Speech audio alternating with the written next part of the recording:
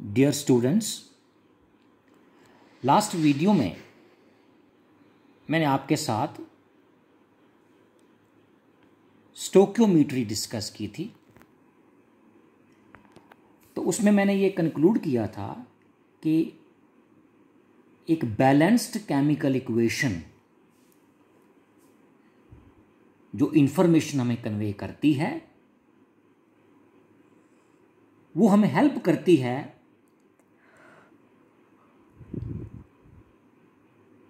To calculate different types of questions.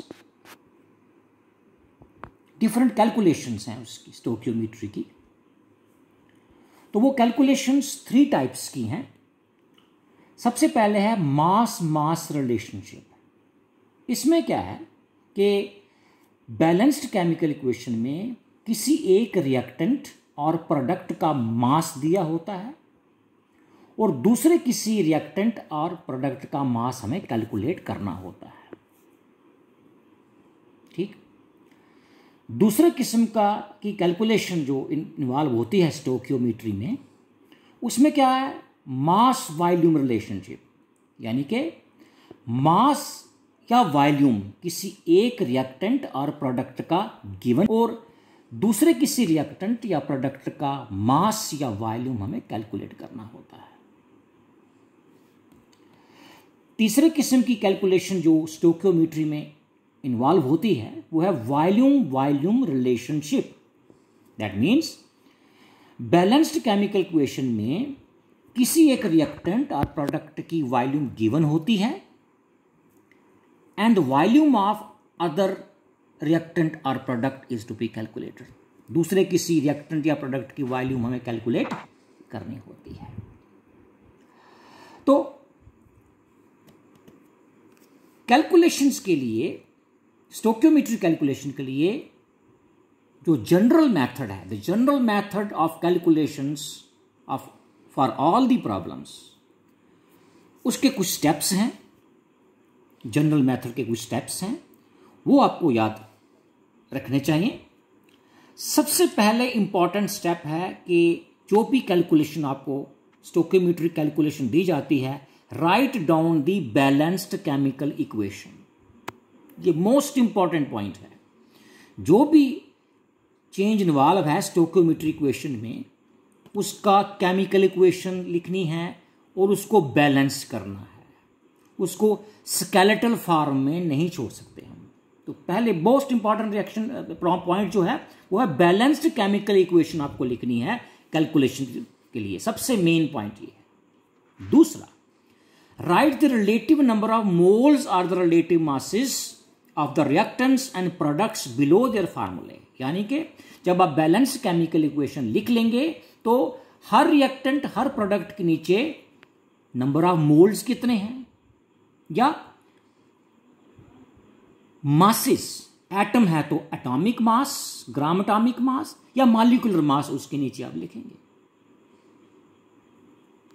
वो ये step आपको कैलकुलेशन करने में हेल्प करेगा।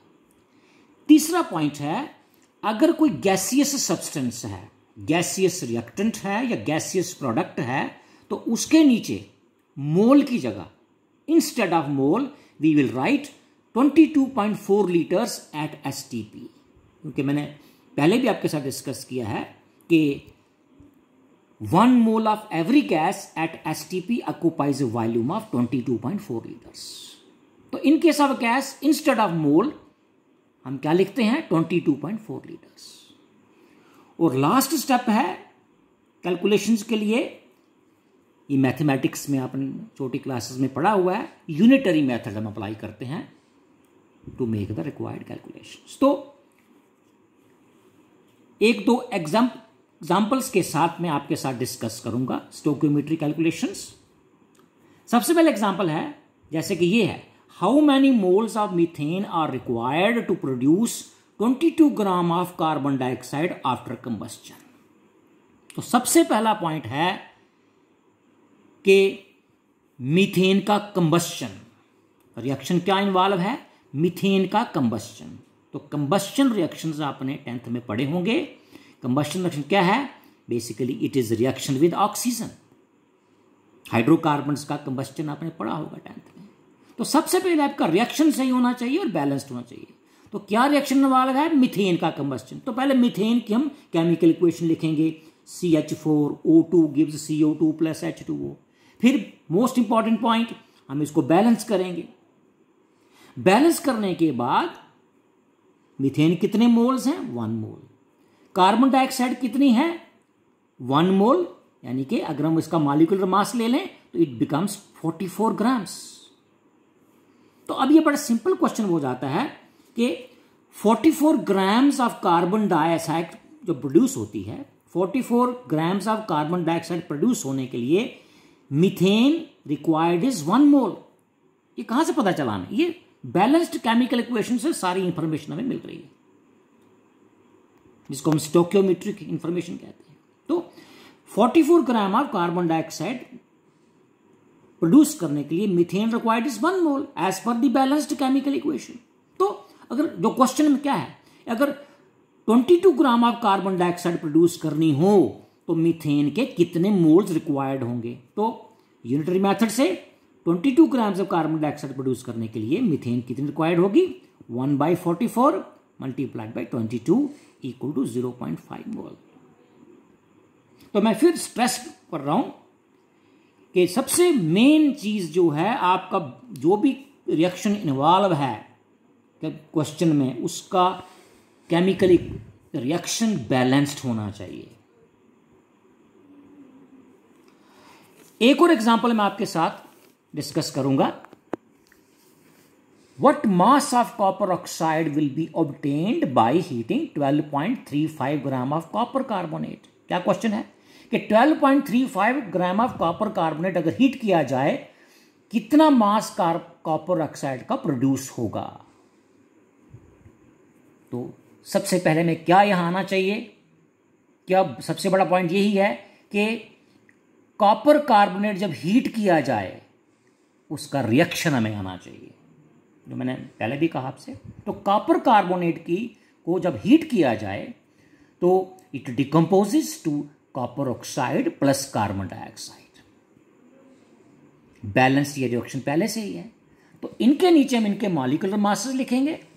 कॉपर का गिवन है 63.5 प्लस कार्बन का प्लस ऑक्सीजन 3 एटम्स, तो ये मॉलिक्यूलर मास बनता है कॉपर कार्बोनेट का 123.5। कॉपर ऑक्साइड के कंसर्निंग है क्वेश्चन, कॉपर ऑक्साइड के कंसर्निंग है, तो कॉपर ऑक्साइड का हम भी मास ले लेंगे हम बैलेंस्ड केमिकल इक्वेशन में। 63.5 कॉपर के एक एटम का और 16 ऑक्सीजन का 79.5। तो अब ये बड़ा इजी हो जाता हमारे लिए क्वेश्चन सॉल्व करना। अब हम क्या करेंगे? वही यूनिटरी मेथड अप्लाई करेंगे।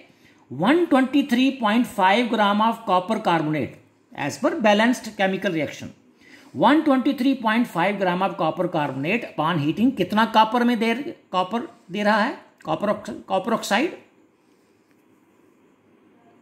ठीक है, कितना कॉपर ऑक्साइड दे रहा है? 79.5 grams. 123.5 gram of copper carbonate upon heating gives copper oxide equal to 79.5 grams. और 1 ग्राम अगर कॉपर कार्बोनेट होगा तो कॉपर ऑक्साइड कितना प्रोड्यूस होगा? 79.5 डिवाइडेड बाई 123.5 यूनिटरी मेथड में जो आप करते हैं। इसी तरह 12.35 gram of copper carbonate upon heating gives copper oxide equal to 79.5 divided by 123.5 multiplied by 12.35, तो ये कैलकुलेट करके आएगा 7.95 ग्राम ऑफ कॉपर ऑक्साइड। तो आपने देखा होगा इसमें कि सबसे बड़ी बात जो है, आपको रिएक्शन आना चाहिए, उसकी बैलेंसिंग ठीक होनी चाहिए। आगे आपके लिए मैथमेटिकल प्रॉब्लम बन जाती है ये यूनिटरी मेथड वाली। इसी तरह एक और एग्जांपल सॉल्व्ड है, इसको भी आप समझने की कोशिश करिए। और कुछ प्रैक्टिस के लिए मैंने एग्जांपल्स आपको दी हैं। इसके अलावा जितने भी आप इस स्टोकियोमेट्री कैलकुलेशंस और बुक से, टेक्स्ट बुक से सॉल्व कर सकते हो, उसको करिए। If you have any kind of problem, कोई भी इसमें आपको क्वेरी है आपकी, तो आप मुझे मुझे कंसल्ट कर सकते हैं। Thank you very much.